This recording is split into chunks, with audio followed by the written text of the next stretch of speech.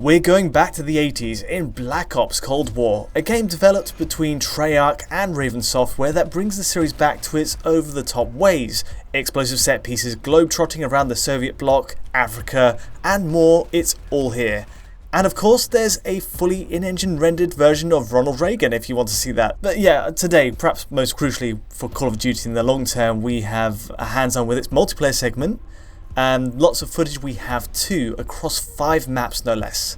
And to join me to discuss what we saw is my good friend and colleague, Alex Battaglia. How's it going? Hey there, Tom. We're going pretty well here. We're all super busy this month. So much to do between graphics cards and all these other things. But we had enough time to get this footage.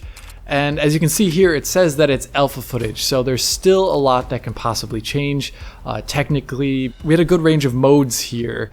In this multiplayer kind of alpha preview that we saw, a VIP escort, tons of different maps between Moscow, Miami streets, African deserts, some sort of Armada kind of map, as well as this snowy Uzbekistan crossroads map that has vehicles on it too.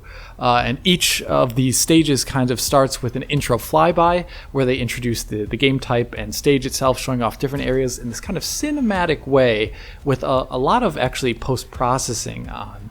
You can see like tons of depth of field and even chromatic aberration. But as you get into gameplay itself, a lot of those post-processing effects turn off and it's just straight all about that 60 FPS performance that we're used to seeing in Call of Duty. And of course we were playing this on PC. I guess at this point we've got to point out what we're playing on. We're going for a i9 10900K RTX 2080 Ti. With that we're going max settings 4K 60, no problem pretty much. And as you mentioned, like it's in those cinematic bits where they add extra effects and the depth of field where we do see some drops, but for the actual gameplay we're all kind of fine. Yeah, max settings for everything we got here, like subsurface scattering, ultra shadow quality, volumetric light set high.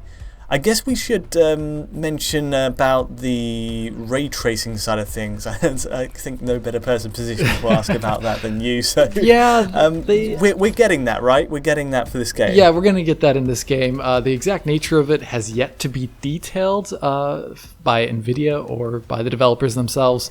It'll have like HDR, but also ray tracing support. I presume it's going to be ray trace shadows based upon the RTX trailer that they released, where I didn't see any evidence of other forms of ray tracing, though I did see like really large penumbra shadows and things like that.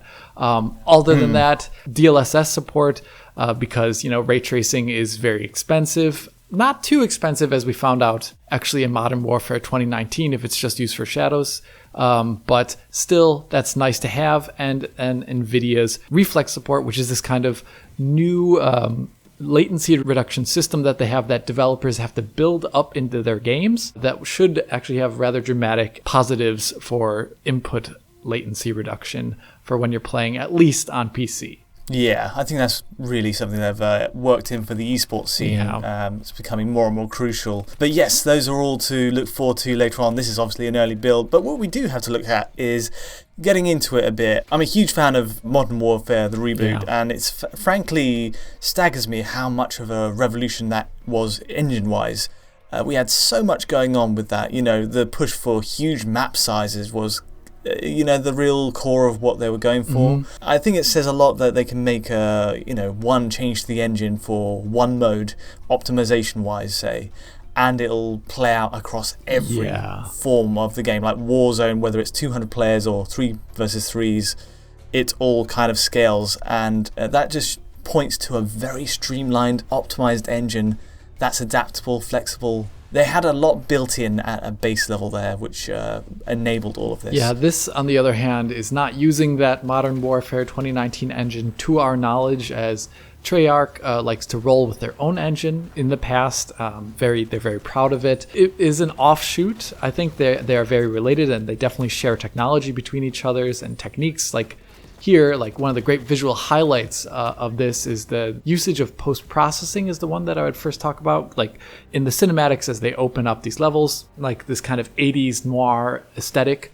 that you see going on there. But when you get into gameplay, almost all of that turns off, and it's all about you having like the precision on screen and being able to see everything. The only thing where they actually have a little bit of post-processing is on the area where it looks good and it doesn't get in the way. And that's on those really nice looking gun models that this game has, where they have a bit of per object motion blur, but only on the gun, not in the game world itself. So characters moving around don't have any per object blur on them, or if you move the camera, there's no blurriness there. It's just on the gun model to kind of accentuate the gun animations, which, you know, in a Call of Duty title, I think basically ever since this generation started, the animations on the weapons in Call of Duty games have been incredible, and there's a number of really awesome looking animations in this kind of alpha that we played through. Yeah, definitely. I just think it's a refreshing change, if nothing else. Like, there's an aesthetic push towards, you know, these really chunky 80s gun types, and, you know, and it's mixed in with, you know, pure fictional craft there. But that's what Black Ops has always been, and, you know, Treyarch and Raven Software have kind of eked out their own space, and it means they can really, you know, for this one I've noticed huge maps are a big part of it. The multiplayer maps we've got here are generally quite expansive. You know, there's the Armada level, which is mostly at sea, but you can go on board ships, and the Crossroads level has, you know, a long stretch where you need to navigate it by vehicles. That's how large they are. Yeah, it's pretty different from the usual normal smaller level Call of Duty flair that we saw, I would say, in the pre-Black Ops 4 period. So this is like larger, I would say, building probably off of their own separate technology for having larger levels and streaming in things. Another thing that I really liked looking through this alpha here was the usage of screen space reflections in this game, which reminds me actually, and I think we talked about this earlier, reminds me a bit of the SSR implementation that we saw in actually Modern Warfare 2019, like on that Piccadilly stage, very well, where it's this kind of SSR that it's called glossy, where it first starts off at the top of like where the reflection meets, it's like very precise and sharp, and then it gets more diffuse as the view vector gets like further away from the actual reflection caster. Basically, it looks realistic. That's the same things. It's more expensive to do it that way, and it's kind of interesting to see Call of Duty, a game that always focuses so much on performance, have such high-end effects. I mean, that they have a lot of money. You know, they spend so much time in their development, obviously. Tons of backing behind these games, but a game that targets 60 FPS having such high-end effects always is pretty interesting to me, instead of going for something that's cheaper but maybe not as physically accurate. I mean, it's such a broad bracket to just call it screen space reflections. There are many forms of it, and having that diffusion towards the end of reflection makes a big difference. Even like for a fast-paced game like this, you do pick up on it. I mean, I'm really impressed. Generally, I was almost convinced it could be ray traced reflections, but it's not, obviously. But there's not as much artifacting as you'd usually associate with SSR towards the edges and around a gun. I definitely agree. I think it's the way they design their environments, so there's not just a ton of really flat, extremely reflective areas. You know, that's the way usually SSR doesn't work too well, and you notice all the problems with it. I guess another really great thing that I saw, it was the kind of lighting in the game, or specifically the way they're doing passive global illumination, if you could talk about that. I think global illumination really stands out in the brighter levels more so. We were talking a bit earlier about how it's that Africa level. It does stand out there massively. It's the way the desert glows in the dark areas. You know, we've got these sort of rock outcrops with a kind of diffuse lighting that kind of plays around it. And it sticks out and it is baked in, but it has a huge impact on the look of the game. It definitely feels like a more modern Call of Duty title with it, and that plays across for materials as well. It is a more vibrant game, let's say, in terms of style. I do love the focus on the photogrammetry techniques we have in Modern Warfare, and the PBR there. This one feels more like it's not clear if it's using PBR all the way. We'll catch up on that later with a future analysis, but the materials are gearing towards this more sort of bombastic Hollywood-style action look, Michael Bay, which is what Black Ops has always gone for. I'd agree there. Looking around the maps, I think it's definitely using probably a form of physically based shading, but it's I don't know how to say it. It's like almost everything looks like a tiny bit stylized in some way. Yeah, I will say, just taking a step back from this right now, you know, Black Ops historically has gone for this explosive gameplay style. We've got a lot of it in this demo, like multiplayer maps with exploding vehicles for a start, which we don't really have so much in, you know, Modern Warfare's multiplayer, regular multiplayer that is. And, you know, it's kind of built into the game design from scratch.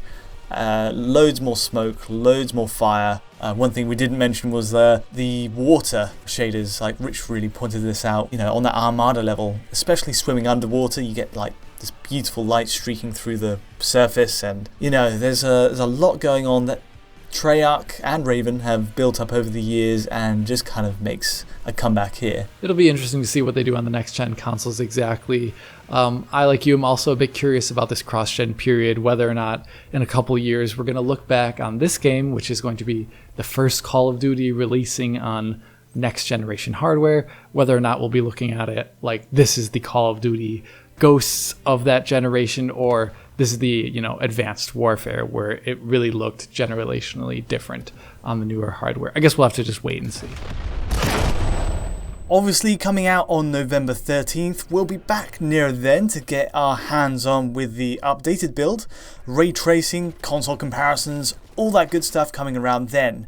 But for the meantime, that'll do for today. Thank you so much, Alex, for joining me. Yeah, thanks a lot. And if you did like this video, hit that like button and subscribe to the channel. And of course, if you want to get notifications of these videos as soon as they land, just hit that button. And if you want to support us and help us out in the future, consider supporting Digital Foundry on Patreon to get years worth of Digital Foundry content available in high quality for download. And of course, if you want to get in touch directly with me, Alex, or the team, just use Twitter, but from the both of us. Thanks for watching. Artillery targeting the truck. CIA. No muss, no fuss. Area secured.